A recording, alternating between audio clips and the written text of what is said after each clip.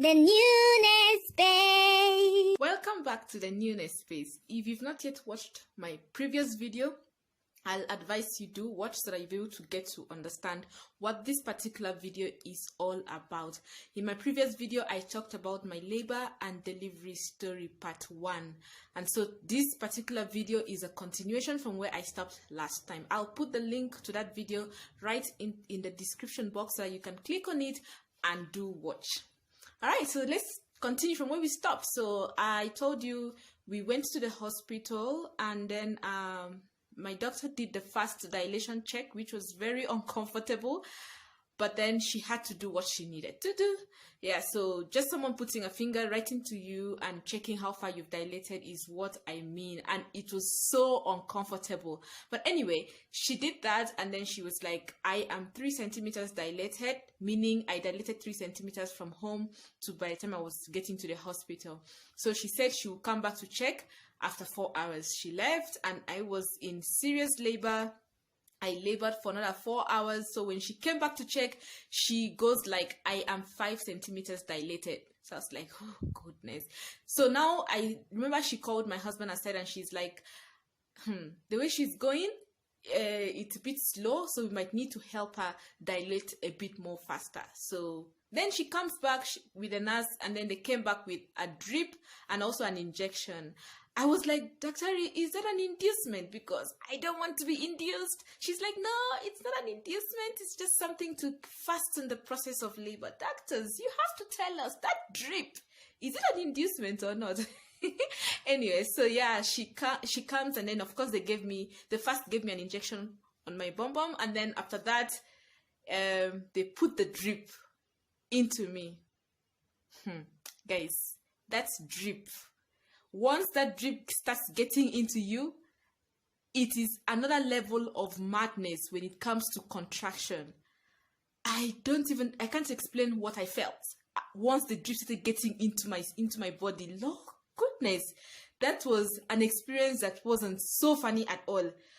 I was so restless. I didn't even want to lie down. I wanted to walk, to stand, to bend, to bounce on the bath ball, but lying down was far from it.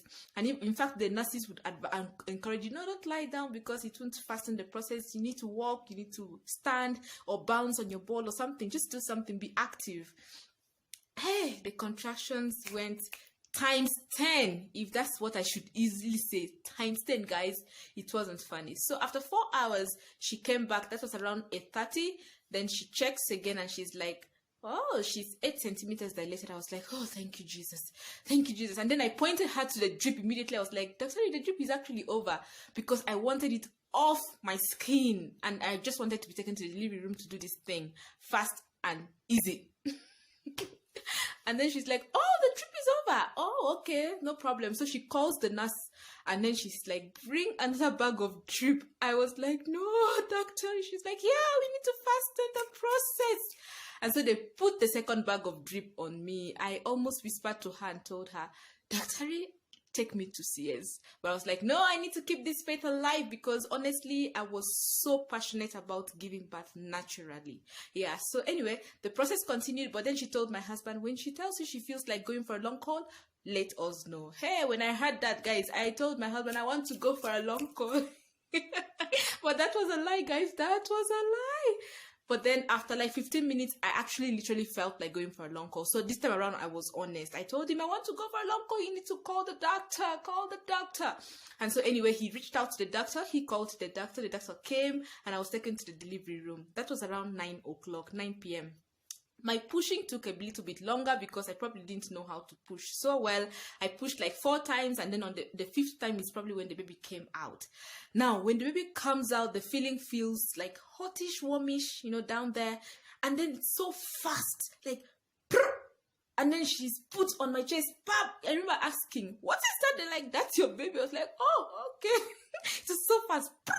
And I was like, oh, thank you, Jesus. Thank you so much. I am so happy I did this. So she was cleaned and then taken to the weighing, the baby weighing machine. There's something like that where they place the baby to weigh them, to check the kgs and all that. Now, in the delivery room, there were only 5 of us. Myself, of course, my gyna, a pediatrician to receive the baby, a nurse, and my husband. My husband was given the role of supporting my neck, my back, when I was pushing. But once the baby came out, my husband just left me and went to the baby, started smiling at the baby.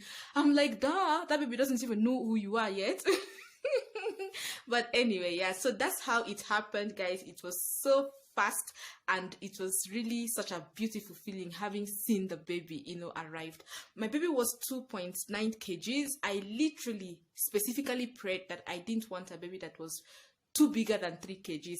I prayed, I told God my baby should be between 2.5 to 3 kgs at birth, because I didn't want to struggle pushing. Yeah, and God answered that prayer and gave me a baby. My baby was 2.9 kgs. So be specific in your prayers. Be specific. Those little prayers, God listens and He answers. Yeah, so yeah. And that's how it happened. And so the baby was here, and we were so excited and all that. But it didn't end there, guys. I had a tear. There's something called episiotomy and also a tear. Episiotomy is where the doctor literally makes a cut on your cervix, just to help the space a bit more bigger so that the baby can be able to come out. But now a tear is when they didn't do an intentional cut on you, but then while pushing, you incurred a tear. It has 4 degrees: the 1st degree tear, 2nd degree tear, 3rd degree tear, 4th degree tear. 3rd and 4th is actually a bit more intense. At some point, you might need to be taken for surgery for you to be stitched up. So I had a 2nd degree tear, which was not too serious. Yeah, so the doctor had to stitch me up before now transferring me now back to the ward. So the baby was cleaned up while I was being stitched, and after that she was placed beside me, and we now rolled back to the ward. And that was how it went. So in brief, that was my labor and delivery story. I hope you liked it. If you did, please give this video a thumbs up. Also ask me any question on the comment section. I'll be willing to answer. Thank you so much for watching. I am grateful. Remember to subscribe if you've not yet done so, and have a lovely week. I will see you next week.